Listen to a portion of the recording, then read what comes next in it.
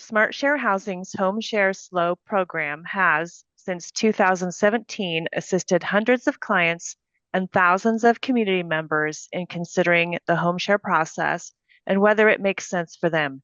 To date, Homeshare Slow clients have received direct cash benefits of roughly $2.5 million, along with companionship, security, and enhanced ability to age in place. Welcome to SmartShare Housing Solutions, where we work to create housing solutions by connecting people and homes. I'm Vicki, the Deputy Director, and my co-host and guest is Anne, our Executive Director. Anne, thank you so much for joining me again. Thanks, Vicki. And today we're going to be discussing the process of actually listing your home share. Number one on everyone's mind would be how much to charge for rent. So, Anne, could you just give us an overview of how we should think about rent as we get ready to home share? First of all, although you may need a certain amount of extra income to help with your cost of living, remember rents are dictated by your local housing market, not what you're hoping for or need. How do you figure out what the market rent even is? So, first of all, a good way is to check some rental listings in your area, see what other shared spaces are going for, and what amenities other people are offering.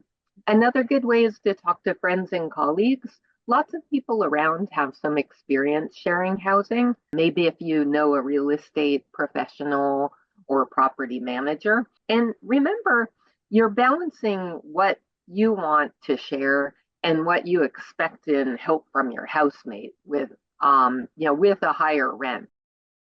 For example, if you don't want to share your garage and your housemate will have to bring her bike into her bedroom to keep it out of the rain, she may not be willing to pay the highest rent, especially with sharing. It's not quite so straightforward as a straight rental that doesn't have shared space. Another important point is that we don't recommend charging too low a rent. Too low a rent can cause as many problems as too high a rent. There are a variety of reasons for not going too low. First of all, housemates can get trapped. So if you start with a low rent, they may come to expect the low rent to last forever. And you may have some reasons up front for the low rent, but you may not want to keep that going forever. And so that sense of being trapped is a real potential problem if you start too low. Once you've opened the doors or started some way, it's kind of hard to make things more restrictive. So we like to start things more restrictive, and you can always get less restrictive over time. And so we generally recommend that our clients charge a low market rent. What does Yeah, low market rent well, mean? so there's always kind of a reasonable range that we find. And so what we recommend is finding that kind of range and pricing the share at the lower end of that range, not the Okay. highest. So I Okay. might recommend if the range I find that seems like market rent is $700 to $900, I might charge or recommend my client charge $700 instead of $900. And Mm. then if they don't need the $700 and they're doing this because they want to benefit the community and create housing for someone, I recommend that clients give their money to nonprofits they believe in or do some fun things they wouldn't otherwise do with the income to reward themselves for the work they do to maintain a successful share. There you go. They could give their money to, SmartShare. Yeah, that's right. They could give their money to SmartShare or to any other number of worthy housing agencies. Yeah. So what about a security deposit? I mean, is there a typical standard for a security deposit when someone's starting a rental? There's no necessary requirement for security deposit, which is also kind of called interchangeably last month's rent, too. The general rule is we recommend home providers have at least 1 month's rent paid in advance and a little extra for some possible hanging unpaid utilities or damage to their space. And there can Okay. be negotiating. This could be paid in installments if necessary, and that can work fine. We know it's tough for renting people to have to come up with first month's rent plus Mhm. last month's rent plus some deposit all at once. At the same time, we want to protect the interests of home provider and make sure they're not taking undue risks. And so they Yeah, have some security and protection in the process. right. They deserve that security. So now that we know about how much we would charge for rent, any deposit, then what are some of the important things we need to consider when listing our share? Well, as you know, I live by my list. And so we have come up with a list of 10 things to include in. Yay, a list.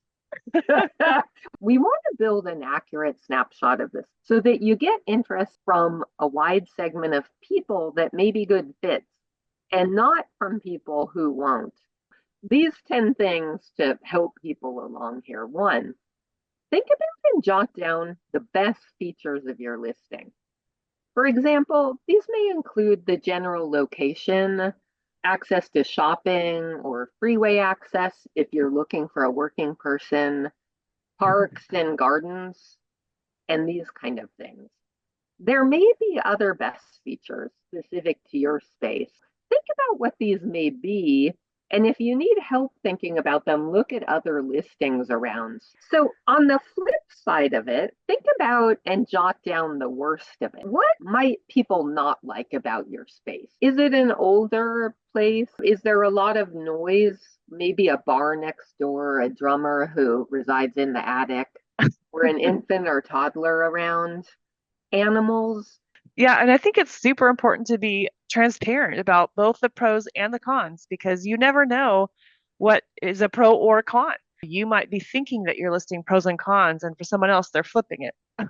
That's right. It's different for everyone, so you don't necessarily need to judge it, but it can help you avoid wasting time to list both. They're going to find it out. And so you really want people not to move in and then have problems. So, moving on, the third item would be then to describe the general home space. What type of home it is, how many bedrooms and bathrooms, how many people will be sharing this space, what spaces will be shared, and what will be private in a general way, knowing this may be subject to some negotiation. Number four, describe the private space on offer, the size of the space, maybe the square footage, the number of rooms. Will it have a private bathroom, a private kitchenette, private patio, private entry? These are all things that are important to potential housemates. Okay. Five, what utilities are provided and expected utilities cost share, if any. Not having high speed internet will be a deal breaker for some people, for example, Yeah. or not having cable TV. That won't matter Yeah. to others, but it's good to be transparent about that straight up. And I think it would be obvious that if we're advertising our listing, that we would say if we're looking for male or female housemate, that we would say that up front. That's number Hmm. six. And while gender is a protected class in general rentals, and you can't discriminate for good reasons, laws allow, in California at least where we are, allow choosing a preferred gender in shared housing only. And if you think about it, that makes sense. You might be sharing a bathroom with someone or a living room kitchen where you walk around in a robe and you just may not be comfortable with someone of the opposite gender. Number seven, describing the pet situation and pet policy. A lot of our clients have pets that it can be really difficult to find rental housing that accepts pets. And number And eight, mhm. smoking and vaping. So it's important to let people know if there will be no smoking of any kind or some more flexible policy like cannabis friendly or smoking outside only. Or on the flip side, to make it very, very clear the no smoking policies and not just no smoking in the house, but no smoking in the yard and asking if Yeah. people smoke because in a shared space, even smelling it on their clothes and Yeah. skin can be problematic. Yeah. Nine is describing how many people your space can accommodate. Most of our clients will consider only one person to share a home with. But if more than one person can be accommodated, that's useful for people to know. And then the Yeah, final one, number 10, is description of the tasks or, who else already lives in the house, anything else relevant, fees. it's helpful to list any kind of screening and fees you may expect for application. What we find is some people are looking for places where they might not have to go through a background check or would only apply to places that are free to apply to. Yeah, So you don't really want to take your time talking to people and then spring that on them. yeah. Well, last part of preparing your listing is having photos. That your cell phone will probably take perfectly fine photos. If you're listing online, your cell phone was made to take photos to post. Do it in the daytime when it's light outside, but you need that enough light for people to be able to see. Put away your junk. Don't have stuff all over the place. It'll show much better if it's cleaned up. And make sure to show things like the private rooms, bedroom, bathroom, or if there's a kitchenette or something like that. Closets might be a thing to have a photo of. Doorways, outdoor spaces might be good. But if you're going to be taking photos outdoors, be sure not to take a picture of your address. And then shared spaces would be the last thing. Photos of the living room, the outdoor areas. I usually like to think 4 to 6 kind of Uh, best photos. People will stop scrolling after the first 15 or 20. They That's won't right. look You anymore. don't need everything. Now that we have all of our photos, we have all of our information, where do we go to list our rental that we're putting out into the world? Divided these options into old school and new school. And so let's start with a few of the old school options. These aren't likely to change too much, and these have worked for people for a long time. It's ideas like posting a card on local bulletin boards Hmm. and just putting up a space for rent and a couple of details. And Yeah. along with that, it's talking to people you know. And that's a great way because then people know you and your space, and you have some Yeah. connection with Yeah, potential. that connection can be really helpful. And so, along with that, looking for nonprofit housing agencies such as ours with home share programs that are available in many areas. And Hmm. the other new world is this kind of online virtual world. And there are a lot of methods for posting online that can get your space out to a lot of people. One of them is furnishedfinders.com. Hmm. It lists spaces that are furnished that people are looking to share for relatively short terms. And Okay. Furnished Finders caters to working professionals who are seeking housing. So it can be a good way to enter the market. There are a lot of more broad listing options. One of those is Zillow.com. Hmm. It's a nationwide website and it offers both for sale listings and for rent listings. And within Okay. their for rent listings, there are shares. So Okay. you've got to go to their looking for a rental tab and click on the options section, and you'll see a shares for rent tab. And then Craigslist is another good way to go. They have been probably the most frequent way of finding housemates. They've got a housemates a section, a rentals section, which Hmm. includes all kinds of rental categories, apartments, houses, vacation rentals, and Ah. shares. And they also list not only rooms to share, but people looking for shares. Oh. So you can list your room. You can also scroll to the people list looking category and see Hmm. who's there and connect with them. If Hmm. you're a Facebooker, there are Facebook Marketplace and various Facebook groups that Hmm. are available.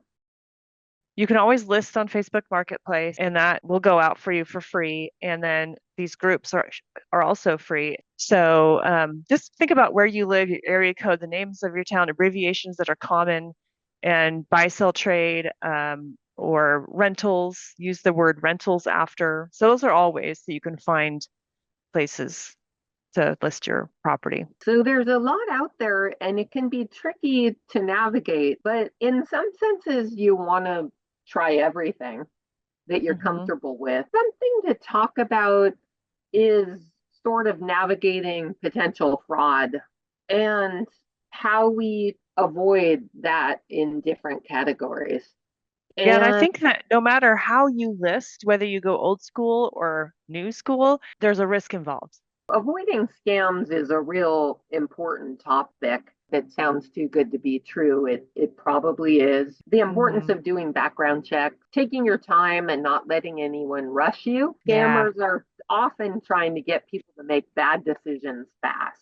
Also, yeah. having a friend or family member at an in home meeting, avoiding Hmm. giving full names and addresses, like you mentioned, until you've met someone.